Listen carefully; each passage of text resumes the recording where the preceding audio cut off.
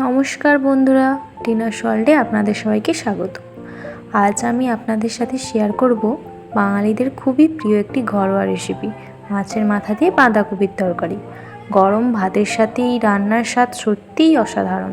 তাহলে চলুন শুরু করা যাক। এখানে আমি রুই মাছের মাথা ব্যবহার করছি, আপনারা চাইলে কাতলা মাছও ব্যবহার করতে পারেন। এটাকে আমি ভালোভাবে ভেজে নেব। এরপর আমি ওই তেলেই কিছু গরম মশলা, একটা শুকনো লঙ্কা আর একটা তেজপাতা দিয়ে ভালোভাবে এটাকে ভেজে নেব।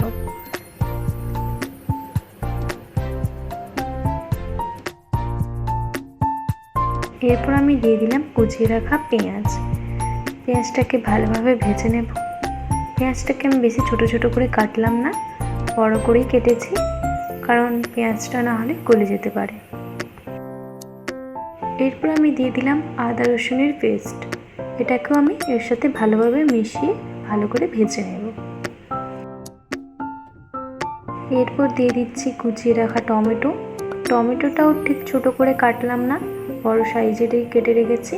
এটাকেও ভালোভাবে ভেজে নেব এর সাথে।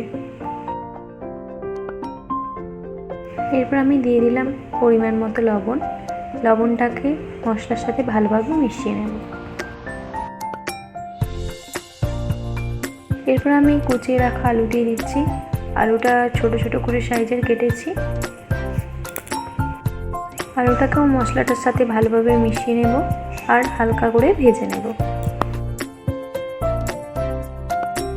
মশলা দিলাম 2 চামচ হলুদ গুঁড়ো, এরপর দিলাম 2 চামচ লঙ্কা গুঁড়ো, এরপর দিলাম 1 চামচ জিরে গুঁড়ো আর হাফ চামচ ধনে গুঁড়ো দিলাম। এটাকে ভালোভাবে আলুর সাথে মশলাটাকে মিশিয়ে নেব। মশলাটা তো মেশানো হয়ে গিয়েছিল। এরপর কুচিয়ে রাখা বাঁধাকপিগুলো মশলার সাথে ভালোভাবে মিশিয়ে নেব। ভালোভাবে মিশিয়ে একটু একটু জল দিয়ে ভালো করে বাঁধাকপিটাকে সেদ্ধ করে নেব, সাথে আলুটাও সেদ্ধ হয়ে যাবে।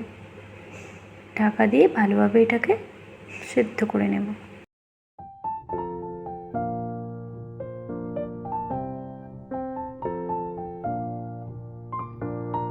এদিকে বাঁধাকপি আর আলুটা সেদ্ধ হয়ে গিয়েছিল, আর মাছের মাথাটাকে আমি আগে থেকেই ভেঙে নিয়েছিলাম। এটাকে এবার বাঁধাকপির সাথে ভালোভাবে মিশিয়ে নেব।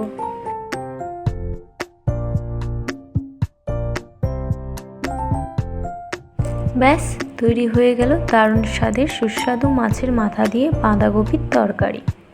ভাতের সাথে একবার খেলে বারবার খেতে ইচ্ছে করবে।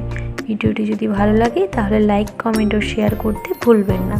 আর এমন আরও সহজ ও সুস্বাদু বাঙালি রান্নার রেসিপি পেতে টিনাস ওয়ার্ল্ডে সাবস্ক্রাইব করবেন। ধন্যবাদ, সবাই ভালো থাকবেন। আবারও দেখা হবে নতুন একটি রেসিপি নিয়ে।